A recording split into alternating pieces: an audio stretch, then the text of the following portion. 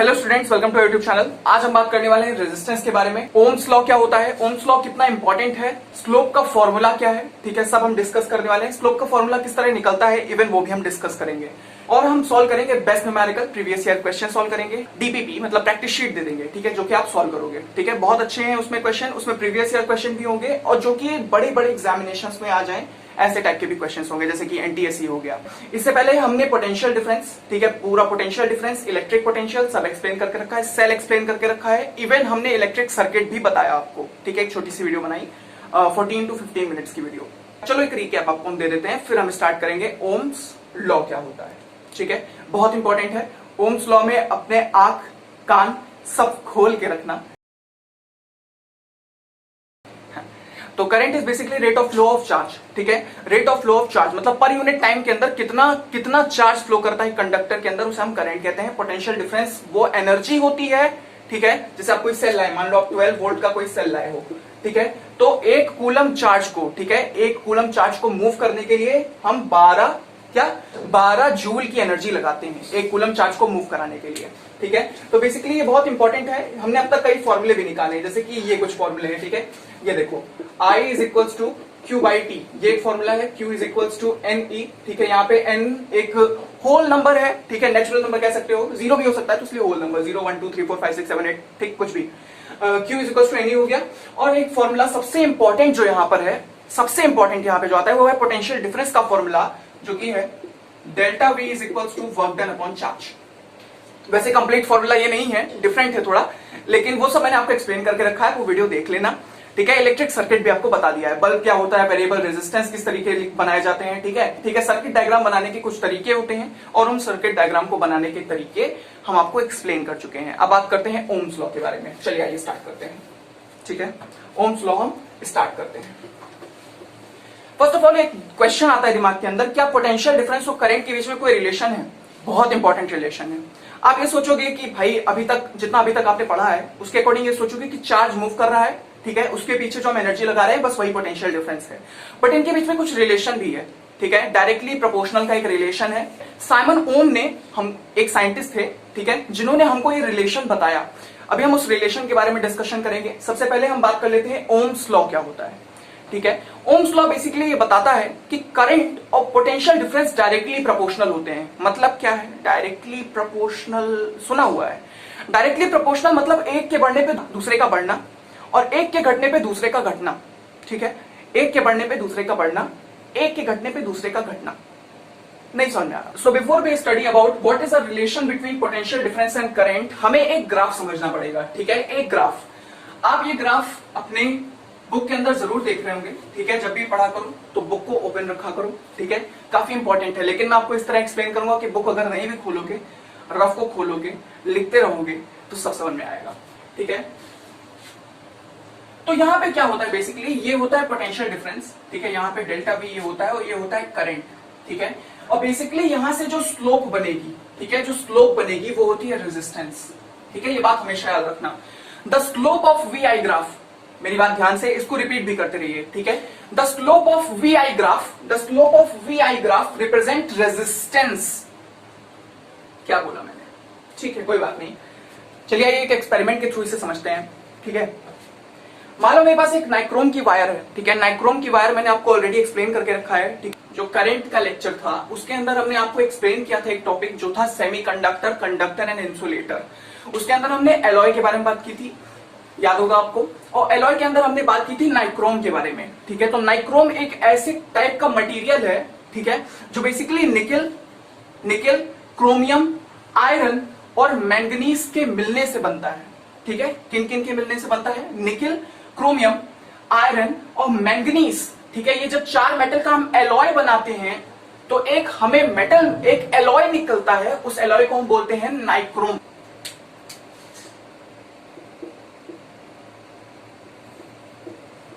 ठीक है, तो इस सर्किट डायग्राम को ध्यान से देखिए। ठीक है, यहाँ पे एक सेल है, यहाँ पे हमने रेजिस्टेंस, बेसिकली नाइक्रोम की वायर है। ठीक है, नाइक्रोम का हमने एक सर्किट बनाया है मान लो। ठीक है, और ये जो नाइक्रोम का यहाँ पे हम बेसिकली कैलकुलेट कर रहे हैं पोटेंशियल डिफरेंस। ठीक है, क्या कैलकुलेट कर रहे हैं? Potential difference. अब एक कॉपी लो और एक पेन लो ठीक है। इस बेसिकली एक एक्सपेरिमेंट है, ठीक है, आपके बुक में भी दिया हुआ है, लेकिन आपको इसको अच्छे से एक्सप्लेन कर रहा हूं क्योंकि इससे रिलेटेड क्वेश्चंस तो डेफिनेटली बनेंगे ही, क्योंकि ओम्स लॉ इसी से निकल के आया है। अभी मैं आपको समझाता हूं, ठीक है। तो यहां पे हम पोटेंशियल डिफरेंस नाप रहे हैं, यहां पे हम एम्पियर मतलब कि करंट नाप रहे हैं। तो करंट कहां से चलेगा, करंट कहां से चलेगा, करंट पॉजिटिव से चलेगा, पॉजिटिव से चलेगा और नेगेटिव पे आके एंड करेगा, करेगा कि नहीं करेगा, डेफिनेटली यही होता है, ठीक है, यही होगा। आई होप आपको इतना पता होगा। तो क्या होने वाला है, बेसिकली जब करंट इस साइड की ओर आएगा तो ये पोटेंशियल डिफरेंस नापेगा, ठीक है, और ये एम्पियर, ठीक है, मतलब कि करंट नापेगा। ये एमीटर है और ये वोल्ट मीटर है। तो पता है अगर तुम सेल की संख्या चेंज करते रहो, ठीक है, 1, ठीक है, यहाँ पे एक सेल है, अगर यहाँ पे 2 सेल आ जाए, ठीक है, अगर यहाँ पे 2 सेल आ जाए और अगर यहाँ पे 3 सेल आ जाए, 4 सेल आ जाए, ठीक है, ये एक एक्सपेरिमेंट है जो कि आपकी बुक में दिया हुआ है। इस एक्सपेरिमेंट को ध्यान से देखना, इसी के थ्रू हम समझने वाले हैं बेसिकली कि किस तरीके ये ओम्स लॉ काम कर रहा है, ठीक है, किस तरीके ओम्स लॉ करेक्ट है, ठीक है, किस तरीके ओम्स लॉ करेक्ट है कि delta V is directly proportional to current, ये किस तरीके निकल के आया। तो वही मैं बताने की कोशिश कर रहा हूं, ठीक है। जैसे मान लो एक सेल के बाद मैं यहाँ पे और सेल ले लूं, ठीक है, positive negative, positive negative, positive negative, ठीक है। तो पोटेंशियल डिफरेंस और करंट का एक कांस्टेंट रेशियो बनेगा, ठीक है, कांस्टेंट, कांस्टेंट बनेगा, हर बार आंसर सेम आएगा, हर बार आंसर सेम आएगा। अब नहीं विश्वास हो रहा तो आइए मैं आपको दिखाई देता हूँ। ठीक हो गई हमारी एक्स एक्सिस, यहाँ पे हमने इसको चलो वाई एक्सिस लिख देते हैं, एक्स एक्सिस, ठीक है। ये आपका हो गया डेल्टा वी, ये आपका हो गया पोटेंशियल डिफरेंस, ये हो गया आपका करंट, ठीक है। मान लो यहाँ पे है 0.4, यहाँ पर है 0.2, यहाँ पे है 0.8, यहाँ पे है मान लो 1.6, ठीक है, यहाँ पर है आपका 0.4, यहाँ पे है आपका 0.6 और यहाँ पे आपका 0.8, ठीक है। ऐसा कुछ हमारे पास ग्राफ है, इस ग्राफ की कुछ ऐसी स्लोप है, ठीक है। ये स्लोप बेसिकली ये जो स्लोप है रेजिस्टेंस बता रही है, अभी आपको क्लियरली समझ में आएगा, ठीक है। इसका थीटा हर जगह कांस्टेंट है, इसका थीटा हर जगह कांस्टेंट है। पता है इस वाले ग्राफ का एक नेचर होता है, इस वाले ग्राफ का एक नेचर होता है कि थीटा हर जगह कांस्टेंट होता है, ठीक है। जैसे मान लो यहाँ पे 60 डिग्री बन रहा है तो हर जगह 60 60 60 बनेगा, ये इसकी प्रॉपर्टी होती है। आपको क्लास 11th में और भी अच्छे से पता चलेगा ग्राफ के बारे में, जब आप velocity time graph, distance time graph के बारे में पढ़ेंगे, ठीक है। बस अभी मैं आपको ग्राफ के छोटी छोटी चीजें बता रहा हूं, क्योंकि अभी मैं आपको फॉर्मूला निकाल के दिखाऊंगा कि ग्राफ का फॉर्मूला किस तरह निकलता है। लीव ऑल दिस थिंग, ठीक है। इसको और इसको डिवाइड करूं, ठीक है, तो 0.4 डिवाइडेड बाय 0.2 क्या निकल के आएगा, आंसर निकल के आएगा 2, ठीक है। पॉइंट से पॉइंट कैंसिल, 2 से 2, ठीक है, आंसर आएगा 2। इसका और इसका कर लो तो 0.4 और 0.8 करोगे तब भी क्या आएगा, 2, ठीक है, समझ में, ठीक है। तो बेसिकली यहां पे हमको ये समझ में आ रहा है इनका कांस्टेंट रेशियो निकल के आएगा। अब ये कांस्टेंट रेशियो किस तरह निकल के आएगा, मैं आपको एक स्लोप का फॉर्मूला देता हूं, उसके थ्रू आपको समझ में आएगा।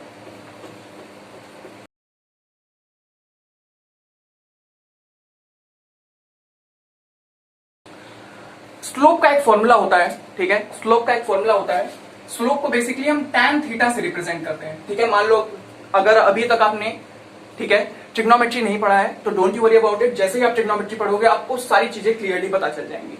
वैसे अभी के लिए ये बात जान लो कि tan थीटा होता है परपेंडिकुलर अपॉन बेस। क्या होता है, परपेंडिकुलर अपॉन बेस, सबसे इंपॉर्टेंट है, ठीक है। अब यहां से हमें स्लोप का फॉर्मूला पता चलेगा। अच्छा स्लोप क्या होता है, ठीक है, मान लो ये है वाई एक्सिस, मान लो क्या ये है वाई एक्सिस, ये है एक्स एक्सिस, ठीक है, ये है वाई एक्सिस, ये है एक्स एक्सिस, ठीक है। इसके हर एक पॉइंट को मैं कुछ नाम दे देता हूं। मैं इसको मान लो y1 नाम दे दिया, इसको y2 दे दिया, इसको y3 दे दिया, ठीक है। कोई वैल्यू नहीं ली, जैसे 1 2 3 4 तुम लेते हो ग्राफ के ऊपर, वैसे मैंने 1 2 3 4 नहीं दिया, मैंने y1 y2 y3 y4 y5 ऐसे करके ले लिया, ठीक है। अब सो ऑन कंटिन्यू रहेगा। मान लो मैंने यहां पर ले लिया x1, यहां पे ले लिया x2, यहां पे ले लिया x3 और यहां पे ले लिया x4 and so on continue, ठीक है। आगे बढ़ता जाएगा, उससे कोई मतलब नहीं है, ठीक है। तो tan थीटा का फॉर्मूला, स्लोप का फॉर्मूला किस तरह निकला, यहां से एक ऐसी स्लोप निकली। तो इस स्लोप का एक बहुत ही इंपॉर्टेंट नेचर है, ठीक है। ये स्लोप का एक बहुत ही इंपॉर्टेंट प्रॉपर्टी है, वो आपको समझना है। वो ये है कि इसका थीटा हर जगह बराबर रहता है, ठीक है, हर जगह बराबर रहता है इसका थीटा, हर जगह। जैसे मान लो theta is equal to 60 degree, theta is equal to 60 degree. Theta मतलब क्या होता है, थीटा होता है मतलब एंगल, थीटा मतलब एंगल। तो अगर इसका एंगल 60 डिग्री है तो इसका भी एंगल 60 होगा, इसका भी एंगल 60 होगा, मतलब कि ये सब बराबर होंगे। ठीक है, जैसे मान लो मैंने इसको नाम दे दिया 1, इसको 2, इसको 3, वैसे डिफरेंस इसमें कुछ है नहीं। ठीक है, इनके बीच में कोई डिफरेंस नहीं है तो लगाने की जरूरत नहीं थी, लेकिन ये बात जान लो कि ये मैंने आपके ईज के लिए आपको ऐसे समझा दिया है, वैसे कोई डिफरेंस नहीं है तो 1 2 3 लगाने की कोई जरूरत नहीं थी। जैसे इनमें डिफरेंस इसलिए मैंने 1 2 3 4 5 6 लगाया, ये सब अब बच्चों वाली चीजें, ये सब तो पता ही होगा। वैल्यू में जब डिफरेंस रहेगा तो वेरिएबल में भी डिफरेंस रहेगा। जैसे मान लो y5 की वैल्यू है 1 और y1 की वैल्यू है 0.2, तो क्या डिफरेंस नहीं है 1 और 0.2 के बीच में? तो वो यार छोटी छोटी चीजें हैं, ये तुम्हें पता होना चाहिए। ठीक है, तो स्लोप का फॉर्मूला होता है tan theta is equal to y2 minus y1 upon x2 minus x1। भैया आपको कैसे पता चला ये बात? आपको कैसे पता चला? मैंने यहां पे क्या लिखा है, tan थीटा मतलब परपेंडिकुलर अपॉन बेस। ये बेस है, ये बेस है, ये परपेंडिकुलर है। ठीक है, बेसिकली पैरेलल शिफ्टिंग विफ्टिंग होती है, वो सब तुम्हारे बस का नहीं है, वो 11th का टॉपिक है। बस मैं भी इसीलिए इसको कोई डिराइव नहीं कराता, कोई टीचर बताता नहीं है कि किस तरीके फॉर्मूला निकला है, बस ये फॉर्मूला बता दिया जाता है कि tan theta is equal to y2 minus y1 upon x2 minus x1 बता दिया जाता है, बट इसकी कोई जरूरत नहीं है तुम्हें बताने की, बस लेकिन इतना जानो। ठीक है, ये किस तरीके चल रहा है, ये VI ग्राफ में जो ये स्लोप है, ये स्लोप है, ये बेसिकली कांस्टेंट थीटा लेके चलती है। थीटा की अगर एक वैल्यू है, ठीक है, थीटा की कोई एक वैल्यू है तो वो सारे थीटा की वैल्यू बराबर होगी। ठीक है, ये सारी चीजें हैं, अभी इतना ही जानो। ठीक है, ज्यादा इसमें बताने की हमें जरूरत नहीं है आपको, लेकिन चलो हम इसको पुट करते हैं। ठीक है, देखो y2 ये है, देखो ध्यान से समझो, फॉर्मूले को समझो। ठीक है, फॉर्मूले को चलिए समझते हैं। देखो y2 ये है और y1 ये है, मतलब मैं y2 की वैल्यू पुट करके माइनस y1 कर दूं, y2 की वैल्यू बड़ी होगी ना y1 से। जैसे मान लो ये 0.2 है, ये 0.4, ये 0.6, ये 0.8, ये 1। ठीक है, तो ये जो 0.2 है ये 0.4 से छोटी वैल्यू है, तो छोटी वाली वैल्यू को बड़ी वाली वैल्यू से माइनस कर रहे हैं। ठीक है, ऐसा ही सेम नीचे भी कंटिन्यू रहता है। ठीक है, तो बेसिकली ये फॉर्मूला अभी तुम जान लो, इसके पीछे क्या लॉजिक है, किस तरीके चलता है, ये सब अभी मत जानो। अच्छा, अगर मैं यही सेम चीज VI ग्राफ पे लगाऊं, पोटेंशियल डिफरेंस करंट पे लगाऊं, ठीक है, यही सेम चीज, तो क्या निकल के आएगा? ये हमारा y एक्सिस, ये हमारा x एक्सिस। ठीक है, ये हमारा पोटेंशियल डिफरेंस है। ठीक है, पोटेंशियल डिफरेंस मान लो यहाँ पे है पोटेंशियल डिफरेंस V1, यहाँ पे है यहाँ पे है V2, यहाँ पर है V3, यहाँ पर है V4 और यहाँ पर है V5। ठीक है, सेम यहाँ पे चल रहा है, यहाँ पे चल रहा है I1, I2, I3, I4। ठीक है, समझो बेसिकली। ठीक है, अब अगर मैं इसी को यहां पर लगाऊं तो क्या निकल के आएगा? tan थीटा, यहाँ पे थीटा है, ठीक है, यहां पर है थीटा। ठीक है, तो tan थीटा क्या निकल के आएगा? tan थीटा निकल के आएगा V2 minus V1 upon I2 minus I1। मेरे को एक बात बताओ, V2 minus V1, I2 minus I1। अच्छा, किसी चीज को अगर मैं माइनस करूं, जैसे मान लो करंट को करंट से माइनस करूं, तो जो वैल्यू निकल के आएगी वो भी करंट ही होगी। इतना समझ में आ रहा है ना? इतना तो क्लियरली तुम्हें पता ही होगा कि अगर मैं करंट को करंट से माइनस करूंगा तो जो वैल्यू निकल के आएगी वो भी एक करंट ही होगा। ये सब तो बच्चों वाली चीजें हैं। ठीक है, तो यहां से क्या निकल के आएगा? tan theta is equal to V upon I। और बेसिकली ये क्या है? ठीक है, ये आपने स्लोप निकाला, ये स्लोप की वैल्यू है V अपॉन I। ठीक है, तो tan थीटा क्या निकल के आएगा? V upon I। अच्छा, मेरे को एक बात बताओ, आपने क्या निकाला? स्लोप निकाला है। ठीक है, आपने स्लोप निकाला, तो स्लोप बताती है रेजिस्टेंस। अगर मैं यहाँ पे tan थीटा को रेजिस्टेंस पुट कर दूं, ठीक है, tan थीटा यहाँ पे रेजिस्टेंस है, ठीक है, R है, तो मैंने इस स्लोप को, ये स्लोप क्या रिप्रेजेंट कर रहा है? रेजिस्टेंस रिप्रेजेंट कर रहा है, तो मैंने यहाँ पे R पुट कर दिया, तो ये फॉर्मूला निकल के आ गया, R is equal to V upon I। बात खत्म, ध्यान से देख लीजिए। ठीक है, करेक्ट होगा। अगर पीछे की गई बातें आपको नहीं समझ में आई है तो बस इतना जानो, ठीक है, बस इतना जानो कि tan थीटा जो होता है वो होता है परपेंडिकुलर अपॉन बेस, जिसके अकॉर्डिंग स्लोप की वैल्यू आ जाएगी tan theta is equals to y2 minus y1 upon x2 minus x1। इतना समझ में आया? इसको पहले नोट करो, इसको पहले नोट के अंदर उतारो। ये होता है स्लोप का फॉर्मूला। अच्छा, VI ग्राफ की जो स्लोप होती है वो रिप्रेजेंट करती है रेजिस्टेंस। क्या रिप्रेजेंट करती है? रेजिस्टेंस। मतलब tan थीटा हमारे केस में क्या है? रेजिस्टेंस। ठीक है, अब यहां पे अगर मैं आपको बताऊं तो रेजिस्टेंस का फॉर्मूला होता है V अपॉन I। ठीक है, ये किस तरह निकल के आया? ये निकल के आया है resistance is equals to V2 minus V1 upon I2 minus I1। बस बात खत्म, यही समझना है, अब इससे ज्यादा कुछ नहीं समझना है, क्योंकि VI ग्राफ की स्लोप रिप्रेजेंट करती है रेजिस्टेंस, बस यही समझना है। ठीक है, यही समझना है, इसके अलावा कुछ भी नहीं है, सबसे इंपॉर्टेंट यही है। ठीक है, इनको माइनस करके क्या निकल के आएगा, पोटेंशियल डिफरेंस, पुट कर दिया। इनको माइनस करके क्या निकल के आएगा, करंट, ये रेजिस्टेंस। स्लोप की वैल्यू निकाल रहे हो और स्लोप क्या है, रेजिस्टेंस, इसलिए यहाँ पे tan थीटा की जगह रेजिस्टेंस पुट कर दिया, R पुट कर दिया है, बस यही है, इससे ज्यादा दिमाग लगाने की जरूरत कुछ नहीं है। आप अगर आपने अभी तक ट्रिग्नोमेट्री नहीं पढ़ी है तो ट्रिग्नोमेट्री जब आप पढ़ लोगे तभी आपको और क्लियर हो जाएगा। बेसिक रेशियोज हैं, बहुत ही छोटी छोटी चीजें हैं, ट्रिग्नोमेट्रिक रेशियोज बोलते हैं। ठीक है, पीबीपी अपॉन एचएचबी, पंडित बद्री प्रसाद हर गोल सोना चांदी तोल, होता है ये सब। ठीक है, तो ये सारी चीजें आपको समझनी है। देखो मैथमेटिक्स की क्लास नहीं है, इसलिए जितनी की जरूरत है उतना ही बताऊंगा मैं आपको। ठीक है, बस अभी इतना जानिए आप, बस इतना ही जानना भी था। ठीक है, आइए बात करते हैं। तो ये जो साइमन ओम थे, ठीक है, जो साइंटिस्ट थे, इन्होंने कहा कि करंट जो है वो डायरेक्टली प्रोपोर्शनल है पोटेंशियल डिफरेंस के। करंट जो है वो डायरेक्टली प्रोपोर्शनल है पोटेंशियल डिफरेंस के। अब इसी पे तुमने प्लॉट करना स्टार्ट कर दिया ग्राफ को। अब आइए मैं आपको दिखा भी देता हूं, ये बात मैं आपको प्रूफ करके दिखा देता हूं कि हाँ ये सच है कि करंट और पोटेंशियल डिफरेंस डायरेक्टली प्रोपोर्शनल है।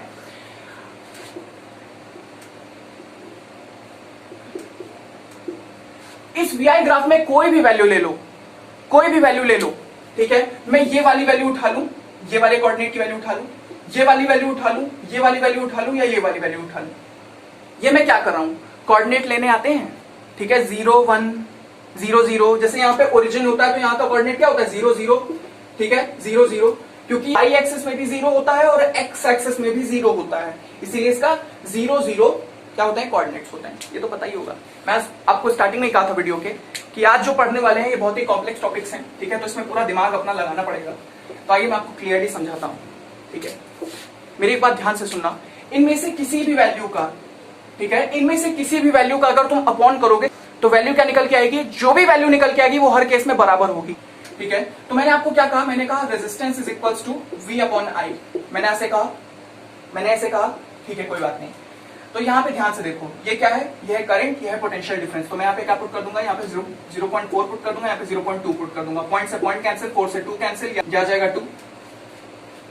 अच्छा, अब यहाँ पे किसी भी वैल्यू को रख लो। ठीक है, यहाँ पे 0.2 की जगह 0.4 पुट कर लो, यहाँ पे 0.4 की जगह 0.8 पुट कर लो, वैल्यू 2 ही आएगी, वैल्यू 2 ही आएगी।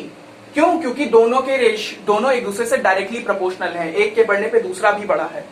ठीक है, इसलिए वो कांस्टेंट रेशियो बनाना है। लीव ऑल दीस थिंग्स, अगर आपको समझ में नहीं आ रहा है तो कोई बात नहीं, ओम्स लॉ बस अभी इतना ही था। ठीक है, इतना ही समझना था। तो थोड़ी सी मैथमेटिक्स लगी थी आज के केस में, बट ये मैथमेटिक्स इतनी डिफिकल्ट नहीं है कि आप इसे समझ ना पाओ। सीधी बात यह है कि tan थीटा होता है परपेंडिकुलर अपॉन बेस। ठीक है, tan थीटा की यहाँ पे वैल्यू निकल के आएगी y2 minus y1 upon x2 minus x1। ठीक है, tan थीटा एक स्लोप को रिप्रेजेंट कर रहा है, वो स्लोप यहाँ पे रेजिस्टेंस बता रही है, तो tan थीटा रेजिस्टेंस हो गया। तो यहाँ पे y2 माइनस y1, यहाँ पे y2 minus y1 v2 minus v1 हो गया, और x2 minus x1 i2 minus i1 हो गया, जिससे वैल्यू क्या निकल के आएगी, v2 को v1 से माइनस करोगे तो एक वोल्टेज ही निकल के आएगा, एक पोटेंशियल डिफरेंस ही निकल के आएगा। तो ये पोटेंशियल डिफरेंस पुट कर दिया, और करंट को करंट से माइनस करेंगे तो करंट आएगा। तो क्या हो गया, R is equals to V upon I। तो ये फॉर्मूला हम यहाँ पे लिख देते हैं। ठीक है, ये पूरे टाइम यहाँ पे लिखा रहेगा। ठीक है, आज V upon I।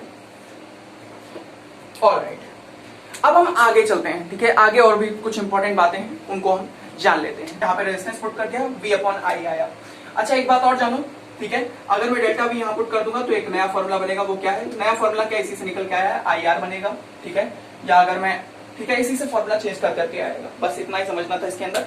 Ohms law होता है यहीं पे फिनिश। तो अब बात करते हैं रेजिस्टेंस के बारे में। ठीक है, रेजिस्टेंस क्या होता है, मैंने आपको पहले भी बता के रखा है कि जो रेजिस्टेंस होता है ये होता है ऑब्स्ट्रक्शन, मतलब कि रुकावट। ठीक है, रुकावट। ठीक है, बेसिकली कंडक्टर के अंदर अगर इलेक्ट्रॉन्स फ्लो कर रहे हैं तो उनको रोकने के लिए रेजिस्टेंस। ठीक है, रेजिस्टेंस एक तरीके से रुकावट है। इस रूम में काफी सारे लोग हैं, मुझे आगे बढ़ने में दिक्कत होगी। ठीक है, इलेक्ट्रॉन के केस में भी ऐसा ही कुछ है। ठीक है, रेजिस्टेंस है। अच्छा, जो रेजिस्टेंस होता है ये गिवन मेटेलिक कंडक्टर के लिए कांस्टेंट होता है। मतलब क्या है, क्या कहना चाहता हूं मैं ये कह रहा हूं, जैसे मान लो कॉपर है।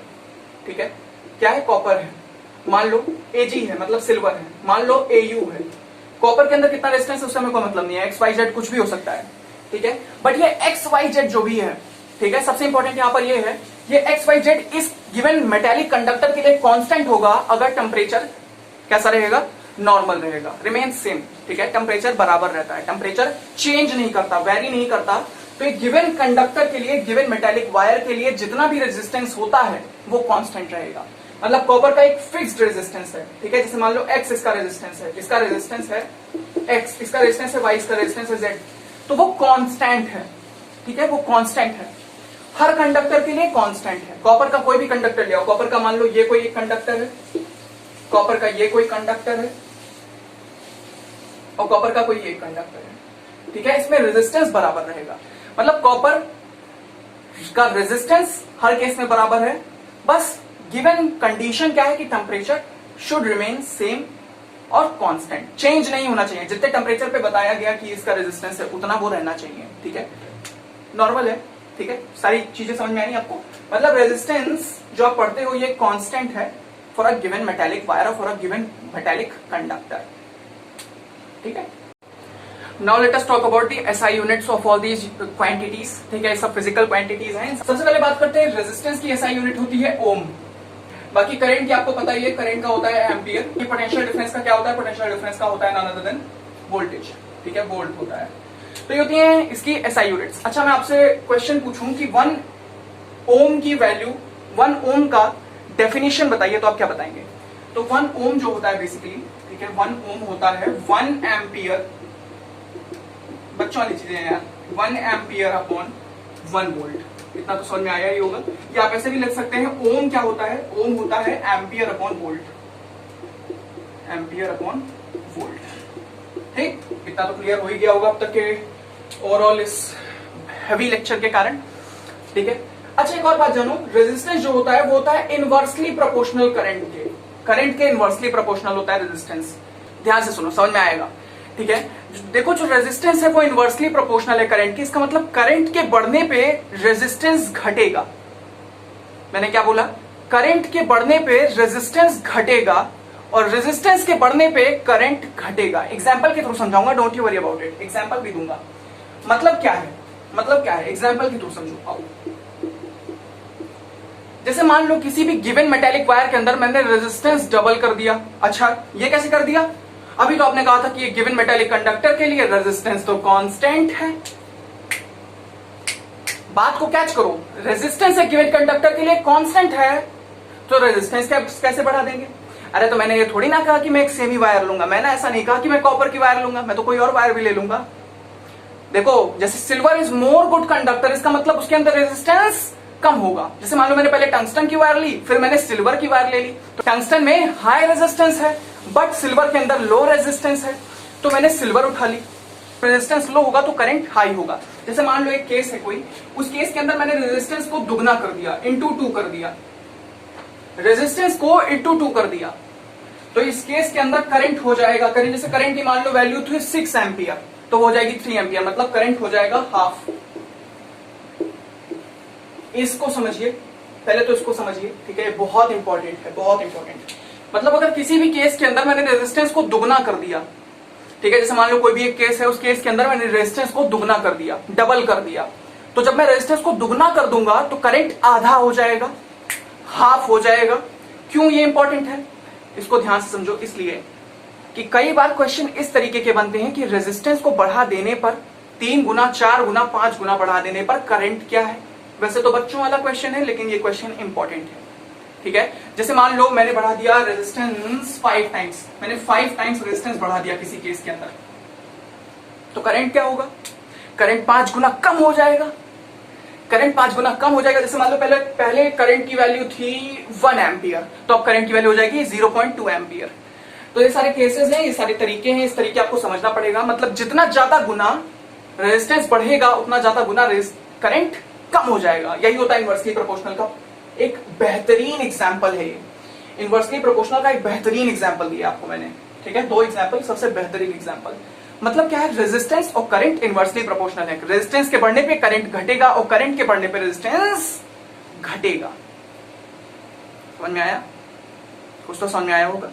क्या हुआ समझ में? ठीक है, कमेंट के अंदर एक्टिव रहेंगे आप, ठीक है, कमेंट के अंदर बात करते रहिए, बताते रहिए कि किस तरीके का आपको समझ में आ रहा है या नहीं समझ में आ रहा है। बेसिकली बात ये है ना कि रेजिस्टेंस के बढ़ने पे करंट घटेगा, करंट घटेगा। मान लो यार, मान लो जैसे मैं इस रूम के अंदर घूम रहा हूं, ठीक है, इस रूम के अंदर घूम रहा हूं मैं, ठीक है, दैट इज माई चेयर, जिससे मैं भी लड़ गया। खैर लीव ऑल दीस थिंग्स, पैर में चोट भी लग गई। खैर देखो, तो मैं इस रूम के अंदर अगर मूव कर रहा हूं तो देख रहा हूं कितना फ्रीली मूव कर रहा हूं यार, कोई डर नहीं है, एकदम फ्रीली मूव कर रहा हूं। लेकिन अगर मैं इस रूम के अंदर में 100-150 लोग आ जाए, वैसे आ नहीं पाएंगे, लेकिन अगर मान लो खूब सारे लोग आ जाए तो मेरे इस फ्रीली मूवमेंट को रुकावट होगी। उसी तरीके इलेक्ट्रॉन के साथ भी है, उसके लिए रुकावट हो जाएगी। तो उसके लिए अगर रुकावट हो जाएगी तो करंट कम हो जाएगा। इसका मतलब क्या है, रेजिस्टेंस बढ़ गया है, मतलब रुकावट बढ़ गई। रुकावट बढ़ने से आपके मोशन पे, इलेक्ट्रॉन के मोशन पे रुकावट आएगी, कम हो जाएगा। सीधी बात है, समझ रहे हो? मतलब कि रेजिस्टेंस के बढ़ने पे करंट घटेगा। बस इतना दिमाग में भर लो, इसके बढ़ने पे करंट घटेगा, बस बात खत्म। आइए बात करते हैं ओमिक कंडक्टर के बारे में। ठीक है, ओमिक कंडक्टर क्या होते हैं? ओमिक कंडक्टर बेसिकली वो चीज होते हैं, ठीक है, वो सारे के सारे मटेरियल जो कि ओम्स लॉ को फॉलो करें। क्या है ओम्स लॉ? वापस रिपीट करते हैं। ओम्स लॉ होता है delta V is directly proportional to current. तो अब इस दुनिया में जितने भी कंडक्टर इस रूल को फॉलो कर लेंगे वो क्या हो जाएंगे? Ohmic conductor. अब इस रूल को कौन नहीं फॉलो करता? वाटर नहीं फॉलो करता। Water is a good conductor, आपने ये पढ़ा ही होगा। ठीक है, वाटर अच्छा कंडक्ट करता है, ह्यूमन बॉडी अच्छी कंडक्ट करती है, ठीक है, इलेक्ट्रिसिटी। इसीलिए हम प्लास्टिक चप्पल पहनते हैं, ठीक है, क्या स्लीपर्स पहनते हैं, फ्लिपर्स। मैं भूल गया था कि आईसीएसई बोर्ड के बच्चे देखेंगे तो कहेंगे भैया को इंग्लिश नहीं आती, लीव ऑल दीस थिंग्स। तो वाटर, ठीक है, water is not an ohmic conductor because it does not follow delta V is directly proportional to current. Why? क्यों? क्योंकि ये वाला जो केस होता है, ठीक है, ये वाला जो केस होता है मेटेलिक कंडक्टर के ऊपर ज्यादा फिक्स होता है, ज्यादा अच्छे से बैठता है। जैसे लेट्स सपोज कॉपर। अब कौन कौन होते हैं ohmic conductor? Copper, silver, even tungsten भी होते हैं, ठीक है। अब वो अच्छे से नहीं कंडक्ट करता, उसमें ज्यादा रेजिस्टेंस है, उससे हम क्या कर सकते हैं, ठीक है, बस। लेकिन ये नेचर, ठीक है, जो भी कंडक्टर इसको फॉलो करेगा वो अच्छा कंडक्टर होगा, उसे हम ओमिक कंडक्टर कहेंगे, ठीक है। और गोल्ड, ठीक है, और एल्यूमिनियम एग्जाम्पल, एक्सेट्रा बहुत सारे हैं, ठीक है। बाकी वाटर नहीं फॉलो करता इसको, क्योंकि delta V is directly proportional to current के नेचर को वो फॉलो नहीं कर पाता होगा, इसीलिए वो क्यों नहीं है ओमिक कंडक्टर? क्योंकि वो इसको नहीं फॉलो कर पाता। Water is not a ohmic conductor. बहुत इंपॉर्टेंट था, ठीक है। ओमिक कंडक्टर से इतने ज्यादा कोई क्वेश्चन आएंगे नहीं। बेसिकली जितने कंडक्टर्स देखते हो मेटेलिक कंडक्टर, वही ओमिक कंडक्टर है, बात खत्म, ठीक है। इससे ज्यादा कुछ इसके अंदर पढ़ने की जरूरत नहीं है, ठीक है। समझ में आया कौन से नहीं है और कौन से हैं, बता दिया आपको। अब हम बात करेंगे थोड़ी देर के अंदर कि थिकनेस, ठीक है, थिकनेस, शॉर्टनेस और लॉन्ग लेंथ से वायर के क्या असर पड़ता है? रेजिस्टेंस के ऊपर पड़ता है असर, ठीक है, रेजिस्टेंस के ऊपर असर पड़ता है। किन किन फैक्टर के ऊपर रेजिस्टेंस डिपेंड करता है अभी मैं आपको बताऊंगा। आइए चलिए स्टार्ट करते हैं। So now let us solve some numericals, ठीक है, अच्छे न्यूमेरिकल सॉल्व कर लेते हैं, जिससे हमारा कॉन्सेप्ट एकदम 100% क्लियर हो जाएगा। एक गिवन कंडक्टर के अंदर मेरे पास रेजिस्टेंस है, ठीक है, रेजिस्टेंस मुझे पता हुआ है जो कि है 0.2 ओम का, ठीक है, बहुत कम रेजिस्टेंस, 0.2 ओम का रेजिस्टेंस है मेरे पास, ठीक है। और मेरे पास पोटेंशियल डिफरेंस दिया हुआ है 6 वोल्ट का। आप मेरे को करंट निकाल के दिखाओ, ठीक है। पहले हल्के हल्के न्यूमेरिकल सॉल्व करेंगे, फिर धीरे धीरे हम, ठीक है, मैं बड़े बड़े क्वेश्चन यहाँ पे नहीं लिखता हूँ, डायरेक्ट वैल्यूज को पुट करता हूँ और आंसर निकाल देता हूँ, ठीक है। तो बस अभी इतना पहले आप सॉल्व करिए, ठीक है, बहुत आसान है तो आप कर ही सकते हो। पॉज करिए, ट्राई करिए, फिर हम स्टार्ट करते हैं। आपसे ट्राई कर लिया होगा, चलिए 1 2 3 लेट्स गो, ठीक है। तो सबसे पहले हमें ये पता होना चाहिए कि फॉर्मूला क्या है, R इक्वल्स टू V/I, इसको हमेशा याद रखिएगा। इससे अभी एक और फॉर्मूला निकल के आएगा, ठीक है। फॉर्मूला क्या है? Resistance is equals to rho into length upon area, ठीक है। वो फॉर्मूला अभी बताऊंगा मैं आपको, ठीक है, वेट करो बस। R is equals to V/I, R की वैल्यू पुट कर दो 0.2 है, ठीक है। वोल्ट की वैल्यू पुट कर दो 6 है, ठीक है, पोटेंशियल डिफरेंस की मैं बोल रहा था, ठीक है। करंट यहाँ पे पुट कर देंगे, I यहाँ पे आ जाएगा, 6 यहाँ पे हो जाएगा, 0.2 यहाँ पे हो जाएगा, पॉइंट यहाँ पे आएगा तो 60 हो जाएगा, इस 2 से ये कैंसिल हो जाएगा, क्या हो जाएगा 30 आएगा ना, पॉइंट ऊपर चला गया, 60 हो गया, कट कर दिया, 30 आ गया और ये आ गया 1, तो क्या हो जाएगा? करंट की वैल्यू हो जाएगी 30 एम्पियर। वैल्यू थोड़ी बड़ी लेनी चाहिए थी क्योंकि ये करंट बहुत हाई वैल्यू हो गई, ठीक है। जो आपके घर में फ्लो कर रहा है वो 5 एम्पियर से ज्यादा नहीं है, 5 एम्पियर 6 एम्पियर, ठीक है, देखते होगे 220 वोल्ट्स एंड 5 एम्पियर, बेसिकली आप देखते होगे, ठीक है। रेटिंग्स, ये कई सारे डिवाइस के ऊपर रीडिंग्स लिखी रहती हैं, ठीक है।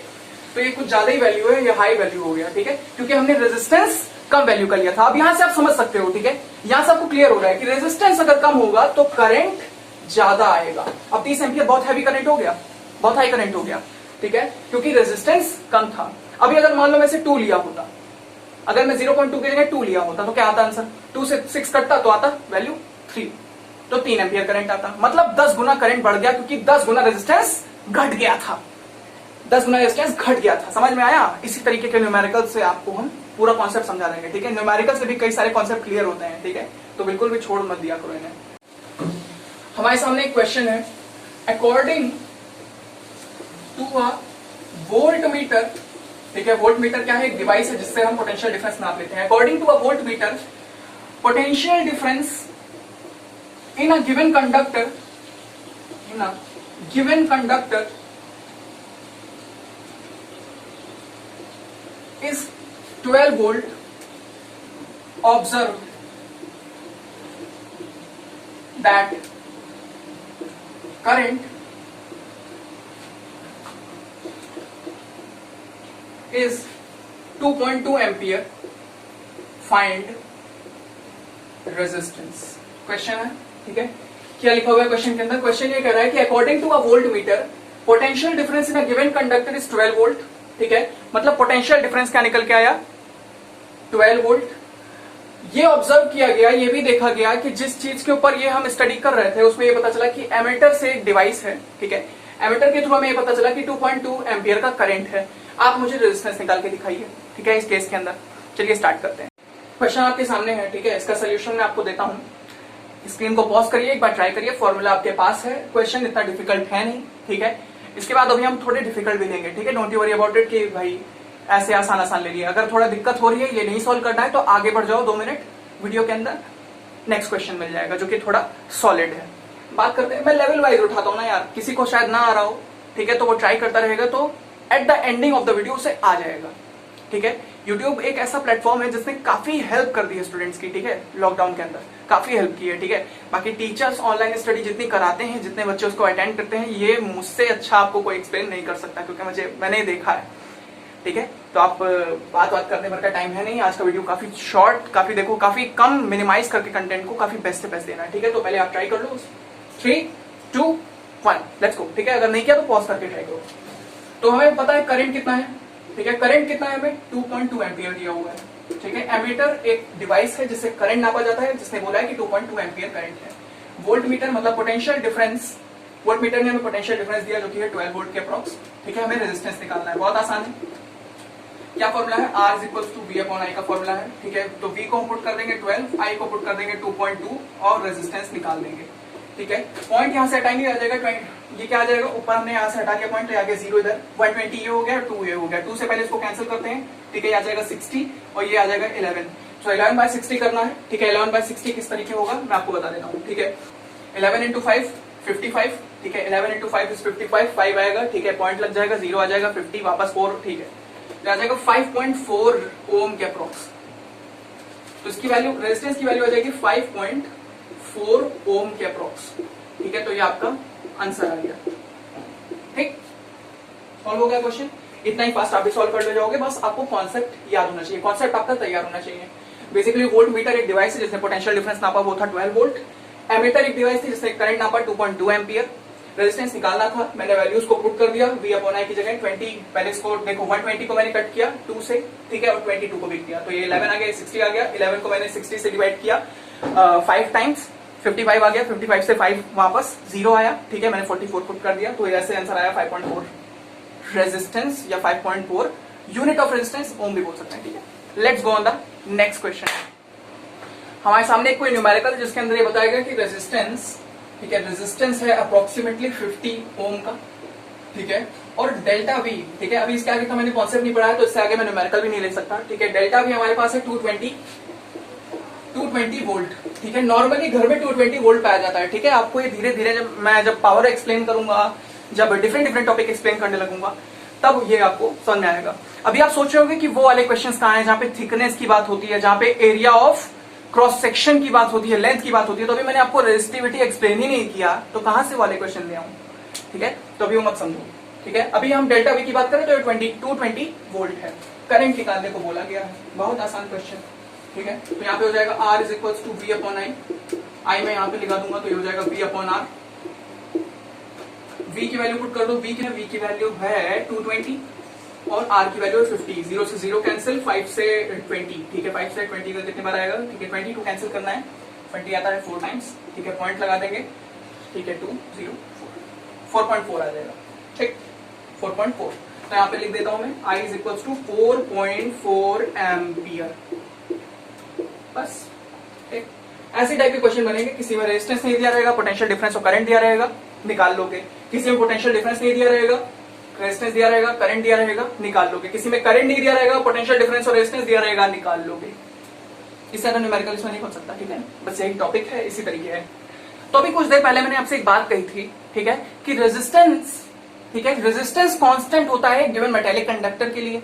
तो एक क्वेश्चन आया था जिसके अंदर आपने बोला, मतलब कुछ बात चल रही थी, मुझे याद नहीं है, ठीक है, जैसे वीडियो बढ़ती जाती है इधर से सब निकलता जाता है बाहर की ओर, तो याद नहीं होगा, लेकिन कहीं पे मैंने आपको एक चीज आपको बताई थी बहुत इंपॉर्टेंट, कि अगर मुझे रेजिस्टेंस कांस्टेंट है, रेजिस्टेंस बढ़ाना है, रेजिस्टेंस को डबल करना है, हाँ रेजिस्टेंस डबल वाले केस में बात हुई थी, तो रेजिस्टेंस अगर मुझे डबल करना है तो मैं दूसरा कंडक्टर ला सकता हूँ।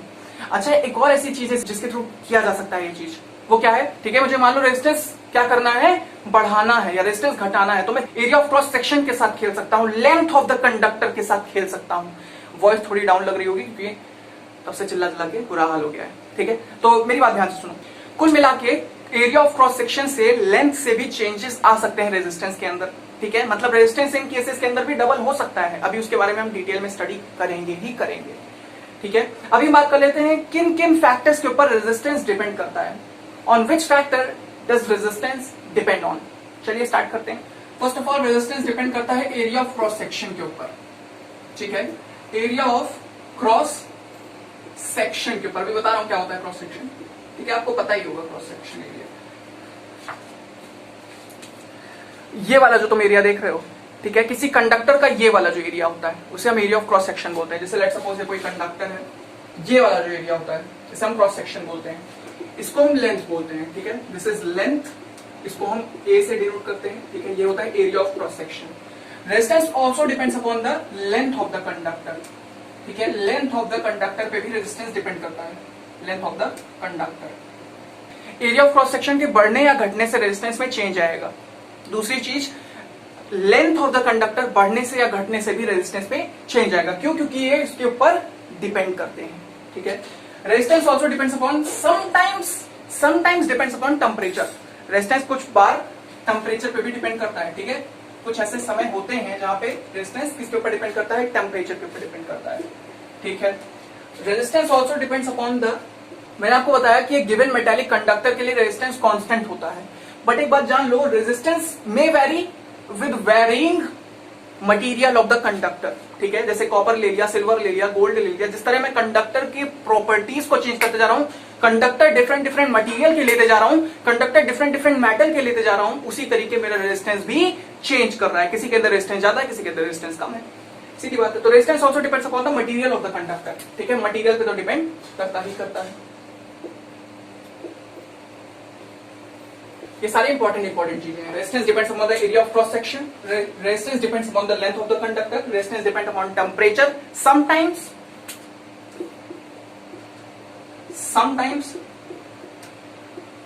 Also resistance depends upon the material of the conductor, ठीक है। तो ये रेजिस्टेंस कुछ ऐसे फैक्टर्स हैं, ठीक है, कुछ ऐसे फैक्टर्स हैं जिनके चेंज होने पर रेजिस्टेंस चेंज हो सकता है। जैसे कि मटेरियल चेंज कर दिया तो रेजिस्टेंस चेंज हो जाएगा, लेंथ चेंज कर दी तो रेजिस्टेंस चेंज हो जाएगा, area of cross section change कर दिया तो रेजिस्टेंस चेंज हो जाएगा, और टेम्परेचर चेंज कर दिया तो रेजिस्टेंस चेंज हो जाएगा। रेजिस्टेंस बढ़ या घट सकता है, ठीक है। अभी किसके बढ़ने पे कौन घटेगा और किसके घटने पे कौन बढ़ेगा, इसके ऊपर आपको ध्यान नहीं देना है। अभी बस इतना जानना है कि resistance depend upon few factors, and these factors are area of cross section, length of the conductor, temperature of the conductor, and material of the conductor. So this was the overall concept I was trying to explain you in this part of the video. Now let us go and talk about that R is equals to rho into length upon area. रो क्या है यहाँ पे, resistivity है। अभी सब बात करते हैं, ठीक है, रेजिस्टिविटी की बात कर लेंगे और थोड़े न्यूमेरिकल भी सॉल्व कर लेंगे, ठीक है। Now let us talk about what is resistivity, ठीक है। रेजिस्टिविटी बेसिकली कांस्टेंट प्रोपोर्शनैलिटी होती है, ठीक है। रेजिस्टिविटी उसको बेसिकली हम एक साइंस, ठीक है, इसको हम पढ़ते हैं रो, ठीक है। ये होता है रेजिस्टिविटी, ठीक है, क्या होता है रेजिस्टिविटी, ठीक है। बेसिकली कांस्टेंट प्रोपोर्शनैलिटी, मतलब क्या है, ठीक है, मतलब क्या है भैया, बुक वाली बात मत करो, मतलब क्या है इसका? देखो हर एक कंडक्टर का, हर एक ऑब्जेक्ट का, ठीक है, हर एक ऑब्जेक्ट का मैं बात करूंगा यहां पर, इंसुलेटर हो, कंडक्टर हो, सेमीकंडक्टर हो, एलॉय हो, कुछ भी हो, उसका एक फिक्स्ड रेजिस्टिविटी होता है। जैसे लेट सपोज कुछ मेटल्स, ठीक है, और एलॉय, ठीक है, कुछ एलॉय का रेजिस्टिविटी 10 टू द पावर -8 के अप्रॉक्स रहता है, ठीक है। देखो जो अच्छे कंडक्टर होंगे उनकी रेजिस्टिविटी कम होगी। क्या बात है? मतलब गुड कंडक्टर्स, ठीक है, यहां पे लिख दे रहा हूं मैं, इस बात को आप नोट कर लेना, आपको समझ में आ जाएगा। उसको देखो बातें बहुत हैं, बताने को बहुत सारी चीजें हैं, अगर याद रखना है, ठीक है, अगर यहां पे रखना है, ठीक है, तो इसके लिए क्या करना पड़ेगा? रिवाइज करते रहना है, साथ ही साथ इसको लिख लो कहीं पर और डेली इसको याद करो, ठीक है, याद करो। बाकी ऐसा कोई मेरे पास मंत्र नहीं है, ठीक है, ऐसा कोई मंत्र नहीं है, ऐसा कोई वो नहीं है, ऐसा किसी भी टीचर के पास कोई ऐसी चीज नहीं है जो आपको घोल के पिला दे और आपको समझा दे कि हाँ ये चीजें हैं, ये तरीका है। इससे इतने भयंकर न्यूमेरिकल अभी बनेंगे, आपको सब समझ में आएगा। पहले तो आप इतना ही समझ लो, ठीक है। ये स्टार्ट करते हैं। जो गुड कंडक्टर होते हैं उनकी रेजिस्टिविटी बहुत कम होती है, ठीक है, उनकी रेजिस्टिविटी बहुत कम होती है। जैसे यहाँ पे आप देखो 10 टू द पावर -8, बहुत कम रेजिस्टिविटी, इसीलिए गुड कंडक्टर की रेजिस्टिविटी कम होती है। वही बात करें इंसुलेटर की, इंसुलेटर आर पुअर कंडक्टर्स। जैसे कि क्या हो गया, जैसे कि प्लास्टिक हो गया, ठीक है, ड्राई वुड हो गया, तो इनका रेजिस्टिविटी बहुत हाई होता है, ठीक है, रेजिस्टिविटी बहुत हाई होती है। इनकी resistivity nearly lies about 10 to the power 12 इनकी रेजिस्टिविटी। अब ये माइनस में है, ये पॉजिटिव में है, ठीक है, प्लस में है, इतना तो समझ में आ ही रहा होगा कि कौन ज्यादा है कौन कम है, ठीक है। तो ये होता है तरीका। तो रेजिस्टिविटी बेसिकली कांस्टेंट प्रोपोर्शनैलिटी, कुछ भी ना समझो, हर एक ऑब्जेक्ट का डिफरेंट डिफरेंट रेजिस्टिविटी होता है, हर एक कंडक्टर की डिफरेंट डिफरेंट रेजिस्टिविटी है, ठीक है। सिल्वर की रेजिस्टिविटी डिफरेंट होगी, कॉपर की रेजिस्टिविटी डिफरेंट होगी, गोल्ड की रेजिस्टिविटी डिफरेंट होगी, इवन हर चीज की, ठीक है, कोई भी कुछ भी ले लेते हैं, कोई भी मेटल, टंगस्टन की डिफरेंट रेजिस्टिविटी होगी, और बात करें सिलिकॉन की रेजिस्टिविटी डिफरेंट होगी, ठीक है, जर्मेनियम की रेजिस्टिविटी डिफरेंट होगी, एंड जितने भी आ सकते हैं दिमाग में, जितने भी आते हैं, ठीक है, जो भी तुम बोलो, ठीक है। जैसे मान लो एल्यूमिनियम की रेजिस्टिविटी डिफरेंट होगी, इवन एल्यूमिनियम के बाद कौन सा लेना है, जो भी लेना है, ठीक है, फेरस, ठीक है, कुछ भी लेना है, ठीक है, कुछ भी, कोई भी कंडक्टर, कुछ भी मेटल लेना है, ठीक है, सबकी रेजिस्टिविटी डिफरेंट डिफरेंट है, ठीक है, रेजिस्टिविटी डिफरेंट डिफरेंट है, क्योंकि वही कांस्टेंट प्रोपोर्शनैलिटी है जो कि बताती है कि इसके अंदर कितना। अच्छा, फील लेना है, फील लेना है, फील समझो। देखो जो अच्छे कंडक्टर हैं, ठीक है, जो अच्छे कंडक्टर हैं उनकी रेजिस्टिविटी कम है, इसका मतलब क्या, उनके अंदर रेजिस्टेंस कम है, इसका मतलब रेजिस्टिविटी और रेजिस्टेंस सेम कटघरे में खड़े होते हैं इस केस के अंदर। रेजिस्टिविटी ही बताती है कि कितना रेजिस्टेंस बनने वाला है। मतलब जैसे कॉपर का एक फिक्स्ड रेजिस्टिविटी है, ठीक है, कुछ भी होगा, जैसे मान लो कॉपर की रेजिस्टिविटी मान लो मैंने बता दिया x, ठीक है, वैल्यू उसको याद करने की जरूरत नहीं है, चार्ट दिया हुआ है बुक में, उसको याद करने की जरूरत नहीं है, लिखा हुआ है बुक में, उसे याद करने की जरूरत नहीं है, मैंने भी नहीं याद किया, किसी टीचर को कोई पूरी रेजिस्टिविटी नहीं याद होगी, ठीक है। तो रेजिस्टिविटी लेट सपोज x है, कुछ भी x है, ठीक है, x की कुछ भी वैल्यू होगी, तो इसकी जो रेजिस्टिविटी है ये बताती है कि जब ये लगेगा, जब ये सर्किट बनेगा तो इसके अंदर कितना रेजिस्टेंस होगा। फील बता रहा हूं, ठीक है, फील के तरीके से समझो, कांस्टेंट प्रोपोर्शनैलिटी है, ठीक है, ये बताता है कि कौन कितना अच्छा कंडक्टर बनेगा, कौन कितना कम रेजिस्टेंस और कौन कितना ज्यादा रेजिस्टेंस लेके चलेगा। अभी के लिए बस इतना समझो, ठीक है। तो basically resistivity depend upon the material of the conductor and the temperature, ठीक है। रेजिस्टेंस की बात कर ली थी, रेजिस्टिविटी की बात करते हैं, आइए चलिए समझाते हैं आपको। Resistivity depends upon temperature and material of the conductor. Definitely material की तो बात कर रहे हैं। सिल्वर किससे बना हुआ है? सिल्वर के एटम से। मतलब क्या है, उनकी जो केमिकल प्रॉपर्टी है, जो उनकी फिजिकल प्रॉपर्टी है वो डिफरेंट है, chemical and physical property different है, तो बेसिकली वो डिफरेंट मटेरियल होंगे, डिफरेंट मटेरियल होंगे यार। अरे सीधी बात है, नहीं समझ में आ रहा, फील नहीं आया, ठीक है, कोई बात नहीं, समझाता हूं। जैसे कि एक स्केल है, ठीक है, मेटालिक स्केल है, ठीक है, मेटल की बनी हुई है, स्टील की है, ठीक है, और ये क्या है, एक मार्कर है, ठीक है, मार्कर बना है प्लास्टिक का, कोई डाउट तो नहीं होगा ना, ये मेटल का नहीं है, डोंट वरी ठीक है। तो ये डिफरेंट, इसकी chemical and physical property different है, ये तुरंत नहीं टूटेगा, ठीक है, ये तुरंत नहीं टूटेगा। आपने मेटल की प्रॉपर्टीज पढ़ी होंगी, डक्टिलिटी, सोनोरिटी, मैलेबिलिटी, सब चीजें पढ़ी होंगी। तो बेसिकली ये डिफरेंट मटेरियल है और ये डिफरेंट मटेरियल है, तो मटेरियल के ऊपर रेजिस्टिविटी डिपेंड करती है, इसकी अलग रेजिस्टिविटी है, उसकी अलग रेजिस्टिविटी है। अगर मैं उसे लगा दूंगा ना, अगर उसके अंदर मैं सर्किट कंप्लीट कर दूंगा तो इतना तेज से करंट मारेगा, बट अगर इसके ऊपर मैं कर दूंगा तो करंट नहीं मारेगा, क्योंकि ये प्लास्टिक है। समझ में आया? तो रेजिस्टिविटी एक किसी चीज की होती है, ठीक है। तो resistivity depends upon temperature and material. The resistance depends upon the area of cross section, the length of the conductor, the material of the conductor and the temperature of the conductor. इससे तो कुछ बात समझ में आ रही है, कुछ बात समझ में आ रही है। अब मैं ये लिख सकता हूं कि resistance depends upon length, area and rho. ऐसा क्यों? ऐसा क्यों भैया? रुको, फालतू चीजें हटा देता हूं, फालतू चीजें हटा दूंगा, बिल्कुल हटा दूंगा, अंदर रखूंगा नहीं किसी को। अब ये ऐसा कैसे हो गया भैया? ये कैसे आ गया? ध्यान से समझो। Resistivity depends upon temperature and material, पहली बात। Resistance depends upon length of the conductor, area of cross section of the conductor, material and temperature of the conductor. तो टेम्परेचर तो रो के भी बराबर है, टेम्परेचर मटेरियल, तो मैंने उस टेम्परेचर और मटेरियल लिखने की जगह डायरेक्ट रो को पुट कर दिया। अब यहां से एक फॉर्मूला निकल के आता है, R is equals to rho into length upon area. कौन किसके डायरेक्टली प्रोपोर्शनल है, कौन किसके इनवर्सली प्रोपोर्शनल है, ये अभी मैं नहीं बताऊंगा, रुको पहले, अभी इतना समझो। फॉर्मूला क्या निकल के आया? R is equals to rho into length upon area. Very very important formula, please note down the formula. समझ आया? समझ आया?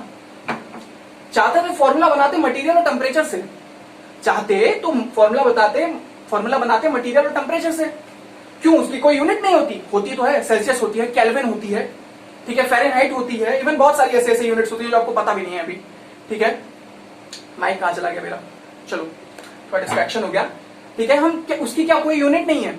है यूनिट, इसकी भी यूनिट है। मटेरियल कोई भी चीज उठा लेंगे, प्लास्टिक का डिफरेंट, ठीक है, प्लास्टिक डिफरेंट मटेरियल, तो उसकी भी तो हम ले सकते थे, लेकिन हमने रो क्यों लिया? क्योंकि rho also depend upon temperature and material, the resistance also depend upon material and temperature. तो मैंने मटेरियल टेम्परेचर हटा के रेजिस्टिविटी को पुट कर दिया, फॉर्मूला बना दिया, R is equals to rho into length upon area, बात खत्म। Rho into length upon area. Rho क्या है? रेजिस्टिविटी है, ये फिक्स्ड है, ये फिक्स्ड है। कॉपर की रेजिस्टिविटी है तो वो फिक्स्ड है। मैंने आपसे ये भी कहा था कि रेजिस्टेंस कांस्टेंट होता है। क्या बोला था? रेजिस्टेंस कांस्टेंट होता है। मैंने आपसे बोला था एक गिवन मेटालिक कंडक्टर के लिए, बट मेरी बात ध्यान से सुनो, रेजिस्टेंस चेंज हो सकता है। कैसे चेंज हो सकता है? मान लो मेरे पास कॉपर की वायर थी, उसके अंदर कुछ भी रेजिस्टेंस था, मैंने खींच दिया, रेजिस्टेंस चेंज हो गया, बट रेजिस्टिविटी नहीं चेंज हुई। रेजिस्टिविटी नहीं चेंज हुई क्योंकि resistivity do not depend upon area of cross section and length of the conductor. This is the main thing. यहाँ पे मेन खेल ये हो रहा है कि रेजिस्टिविटी किसी भी केस में चेंज नहीं होती जब तक टेम्परेचर और मटेरियल चेंज ना हो।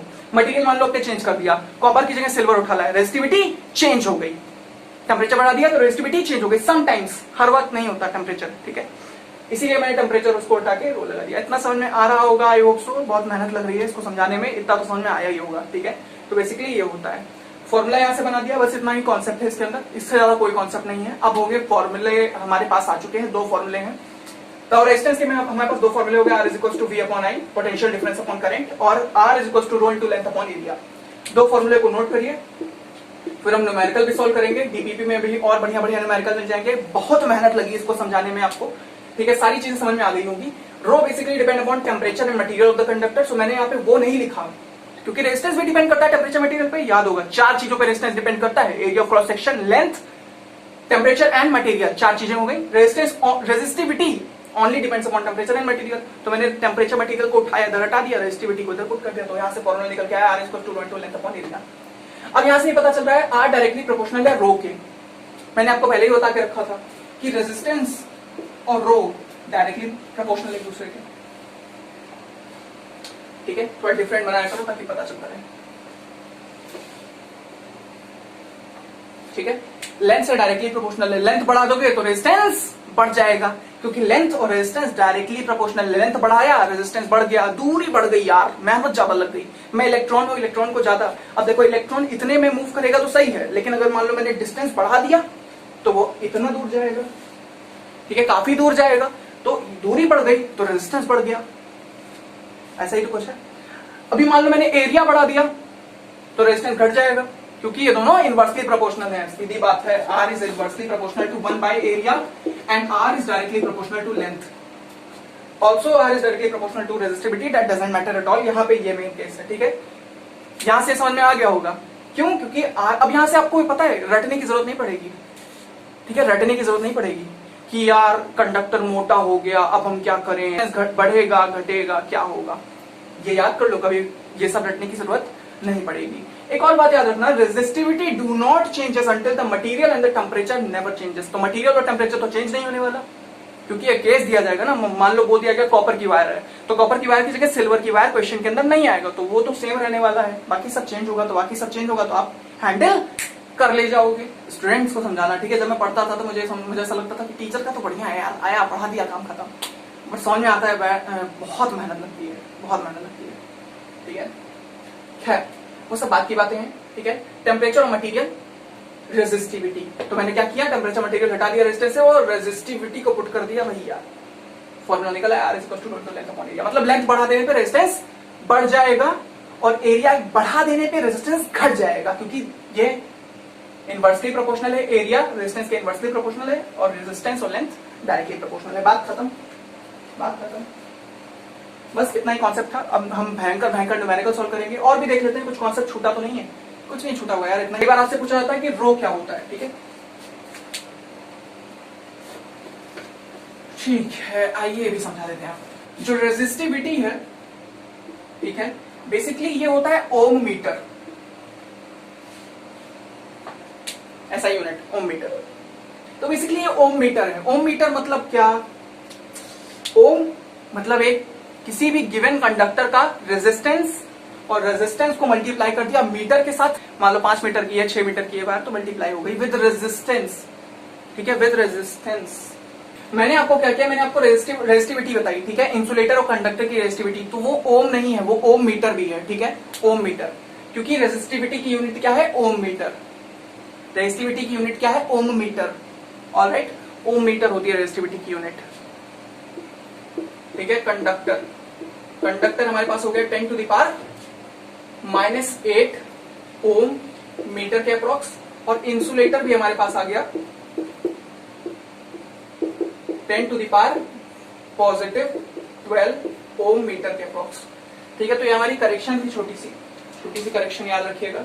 तो रेजिस्टिविटी को नापा जाता है ओम मीटर के साथ, ठीक है, इतना आपको क्लियर हुआ, ठीक है, बस इतना ही बताना था आपको। एक और बात याद रख लेना, ठीक है, जो टंगस्टन होता है बेसिकली बल्ब की फिलामेंट में होता है, उसमें रेजिस्टेंस बहुत हाई होता है, बहुत हाई रेजिस्टेंस होता है, वो एल्यूमिनियम के ट्रांसमिशन वायर में काम आती है, ठीक है। घर में एक जगह से दूसरी जगह पे वायर फैलानी है तो हम किसका इस्तेमाल करते हैं, एल्यूमिनियम का इस्तेमाल करते हैं, बस। तो अभी ध्यान से ये समझो कि अब हम सॉल्व कराएंगे थोड़े बहुत न्यूमेरिकल, और इस न्यूमेरिकल को सॉल्व कराने के बाद आज की वीडियो हो जाएगी एंड। इसके बाद हम आएंगे नन अदर देन आपके लिए लेकर series combination and parallel combination, alright, याद रखना इसको, ठीक है। अभी और तब रेडी रहना, ठीक है, एक हफ्ते उसमें भी लग जाएंगे, ठीक है, जैसे ही एक हफ्ते पूरे होंगे हम वो लेकर आपके लिए आ जाएंगे। डीपीपी मिल जाएगी, डीपीपी आपको कमेंट सेक्शन में, डिस्क्रिप्शन में उसका लिंक मिलेगा, आप उसको डाउनलोड कर लेना। सोल्यूशन भी मिलेगा, सोल्यूशन भी डाउनलोड कर लेना, ठीक है। एंड अगर और भी कुछ क्वेश्चन या रिलेटेड क्वेरीज होंगी तो उसी के अंदर जीमेल होगा, आप उसी से हमको कॉन्टैक्ट कर सकते हैं। लीव ऑल दीज थिंग्स, अब हम स्टार्ट करते हैं कुछ न्यूमेरिकल्स। तो अभी तक हमने जो बताया आपको, ठीक है, वो सब आपको क्लियर हो गया होगा। अभी एक चीज और जान लो, ठीक है, जैसे कि अगर छोटी वायर होगी, ठीक है, लेंथ में छोटी वायर, तो रेजिस्टेंस क्या होगा, लेस होगा। क्यों, क्योंकि इसका जो लेंथ है, ठीक है, लेंथ क्या है, कम है। मैंने आपको पहले बता के रखा है रेजिस्टेंस और लेंथ डायरेक्टली प्रोपोर्शनल, तो देख रहे हो रेजिस्टेंस घटा तो लेंथ भी घटा है। अभी मैं मान लो अगर लेंथ बढ़ा दूं तो रेजिस्टेंस भी बढ़ जाएगा, ठीक है, फिर लेंथ भी बढ़ जाएगी, डायरेक्टली प्रोपोर्शनल है। अभी वो सब बताया था, मैंने आपको बताया ही था। मान लो थिकनेस बड़ी है, एरिया ऑफ क्रॉस सेक्शन ज्यादा है, ठीक है, एरिया ऑफ क्रॉस सेक्शन ज्यादा है, तो रेजिस्टेंस क्या होगा, कम होगा, क्योंकि ये लोग इनवर्सली प्रोपोर्शनल है, ठीक है। मान लो भाई मैं पतला वायर ले लूं, छोटू सा वायर से, वायर के लेंथ से यहाँ पे कोई मतलब नहीं है, पतले मोटे की बात हो रही है, तो एरिया क्या हो जाएगा, एरिया ऑफ क्रॉस सेक्शन हो गया कम, तो रेजिस्टेंस क्या हो गया, ज्यादा। तो सारी चीजें बता के रखी हैं। कोई भी वायर ले लो, मान लो चलो कॉपर की वायर थी, ठीक है, या और सिल्वर की वायर थी, कुछ भी हो सकता है, ठीक है। बस ये बात जान लेना कि जो भी मटेरियल लो वो दोनों ही केस में सेम होना चाहिए, बस ये था ओवरऑल कॉन्सेप्ट। थोड़ा न्यूमेरिकल सॉल्व कर लेते हैं, बस। एक छोटी सी मिस्टेक हो गई थी, ठीक है, पढ़ाते पढ़ाते दिमाग एकदम ही बट गया, बिल्कुल। वो क्या हो गया था, वो ये था कि हमने बेसिकली कंडक्टर और इंसुलेटर का आपको रेजिस्टिविटी बताया, बट वो रेजिस्टिविटी हमने ओम में बता दिया, जबकि वो ओम मीटर होता है, क्योंकि रेजिस्टिविटी की यूनिट ओम मीटर होती है। ओम नहीं होती बिल्कुल भी, ये सब मिस्टेक से बच के रहो यार, ठीक है, लीव ऑल दीज थिंग्स। आइए चलिए स्टार्ट करते हैं न्यूमेरिकल्स। ये क्वेश्चन कर लेंगे आप, ठीक है। Rho into length upon area वाला फॉर्मूला लगेगा, क्या लगेगा, R is equal to rho into length upon area, ये वाला फॉर्मूला लगेगा। आप इसको पहले ट्राई कर लीजिए, फिर मैं ट्राई करता हूँ, ठीक है। तो स्क्रीन को पॉज करिए, ट्राई करिए। 3, 2, 1 लेट्स गो, ठीक है। तो पहली बात तो रो इंटू लेंथ अपॉन एरिया, पहले केस को देखते हैं तो उसके अंदर ये पता चलेगा कि R is equal to rho into length upon area, ठीक है। दोनों के अंदर एक फॉर्मूला लगेगा इसका। चलो लेट सपोज इसको मैं बोल देता हूँ R1, इसको देता था R2, नेमिंग कर दी, ठीक है। बाकी लेंथ और एरिया पहले से ही डिफरेंशिएटेड है, डिफरेंट है, ठीक है। हाँ ठीक है, तो वैल्यू पुट करते हैं। यहाँ पे रेजिस्टेंस की वैल्यू पता है 8 ओम, तो मैं यहाँ पे लिख दिया 8 is equal to rho into length upon area, ठीक।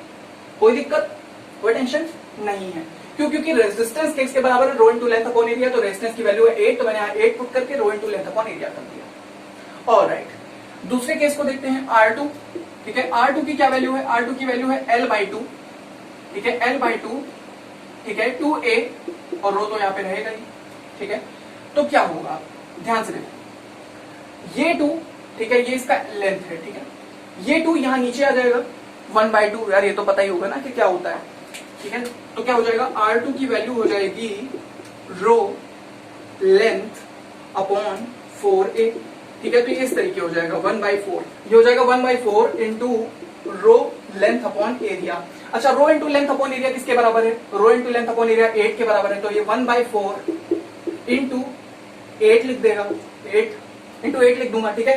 तो 8 को 4 से अगर मैं कैंसिल करूंगा तो आ जाएगा 2, तो हमारे पास वैल्यू कितनी आ जाएगी, 2 ओम। इसका मतलब R2 की वैल्यू कितनी हो गई, 2 ओम। समझ में नहीं आया होगा क्या किया है, समझ में नहीं आया होगा क्या किया है। देखो मेरे पास दो कंडक्टर थे, एक कंडक्टर ए, कंडक्टर बी, ठीक है, दोनों कॉपर के थे, लेट सपोज। ऑलराइट, देखो एक की लेंथ थी L, ठीक है, कुछ भी है L, वेरिएबल मान लिया L, ठीक है। उसका एरिया ऑफ क्रॉस सेक्शन है A, उसका रेजिस्टेंस है 8 ओम, ठीक है। एक हमारे पास दूसरा रेजिस्टेंस है, ठीक है, एक हमारे पास दूसरी वायर है, उस दूसरी वायर के अंदर जो लेंथ है वो लेंथ है बाई 2, ठीक है, लेंथ है बाई 2, मतलब जो इस वाले कंडक्टर के कंपैरिजन में ये है, इसकी लेंथ है आधी, और एरिया ऑफ क्रॉस सेक्शन है डबल, ठीक है। इसका रेजिस्टेंस पता नहीं, तो हमने फॉर्मूले को पुट किया, एक दूसरे को इक्वल बनाया और इक्वल बना के वैल्यू लगाई 2 ओम, ठीक है। तो R2 की वैल्यू क्या होगी, 2 ओम। तो बेसिकली यही है, ठीक है, इससे ज्यादा कुछ भी नहीं है। पूरा बहुत भयंकर एक्सप्लेन कर दिया आपको, वीडियो काफी लंबी हो गई, मेहनत भी काफी लगी है, आपको भी समझ में आ गया होगा, ठीक है। इससे ज्यादा अगर मैंने आपको बता दिया तो आपका सर उड़ जाएगा, ठीक है। बात रही tan थीटा वाले क्वेश्चंस की, tan थीटा वाले में जो कॉन्सेप्ट है उनकी, तो don't you worry about it. Trigonometry जिस दिन पढ़ोगे उस दिन सारी चीजें क्लियर हो जाएंगी, ठीक है। Sine cos tan cos sec cot, ठीक है, सारी चीजें क्लियर हो जाएंगी, don't you worry about it. आज जितना पढ़ाया है इतना समझ में आना चाहिए, और अगला लेक्चर होगा हमारा पैरेलल कॉम्बिनेशन और सीरीज कॉम्बिनेशन के ऊपर, जिसके अंदर बेहतरीन क्वेश्चन लगवाएंगे हम आपसे, ठीक है, क्योंकि उससे क्वेश्चन भी बहुत भयंकर आते हैं, ठीक है।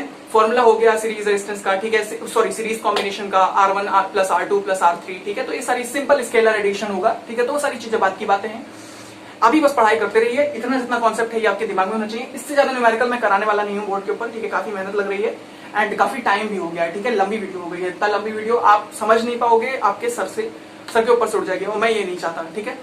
सारे कॉन्सेप्ट आज आपको समझ में आए होंगे, आई होप सो, ठीक है। जितने भी बताए हैं सब आए, ठीक है। Slope of VI graph gives us resistance, ठीक है। tan थीटा यहाँ पर क्या है, इस केस के अंदर y2 माइनस y1 क्या है, v2 माइनस v1 है, और x2 माइनस x1 क्या है, i2 माइनस i1 है। सारी केसेस आपको बता ही दिए। फॉर्मूला क्या है, R is equal to V upon I, R is equal to rho into length upon area. एक और फॉर्मूला होता है लेकिन उसकी आपको जरूरत नहीं है, leave all these things, alright. तो ये तरीका था, कई सारे न्यूमेरिकल भी कराए हैं, डीबीपी के अंदर भी बेस्ट न्यूमेरिकल मिल जाएंगे, don't you worry about it. अच्छे से क्वेश्चन लगाओ, यहाँ पे क्वेश्चन लगा लिया, वहां डीबीपी के क्वेश्चन लगा लिया, उसके बाद आपको कौन रोक सकता है। जगह थोड़ी सी मिस्टेक हो गई थी, मैंने वो आपको क्लियर करा दी, बाद में बता दिया। बेसिकली ओम नहीं, ओम मीटर होता है, ठीक है। रेजिस्टिविटी की वैल्यू ओम मीटर में निकालो, ठीक है, ओम में नहीं। तो ये सारे कॉन्सेप्ट थे, आई होप सो आपको समझ में आया होगा। तब तक के लिए पढ़ाई करते रहिए, क्वेश्चन सॉल्व करते रहिए, कोई भी दिक्कत हो तो मुझे बताते रहना, ठीक है। एंड तब तक के लिए चलते हैं फिर, और अगले लेक्चर की तैयारी करते हैं। आपका अगला लेक्चर बहुत जल्दी ही आ जाएगा, ठीक है। काफी मेहनत लगी है, एंड लाइक करना बिल्कुल मत भूलना। Do not forget to share in your group, ठीक है, अपने ग्रुप में शेयर कर देना, एंड जिसको जिसको देखना होगा देखेगा, नहीं तो कोई बात नहीं। चलिए चलते हैं, thank you and all the very best.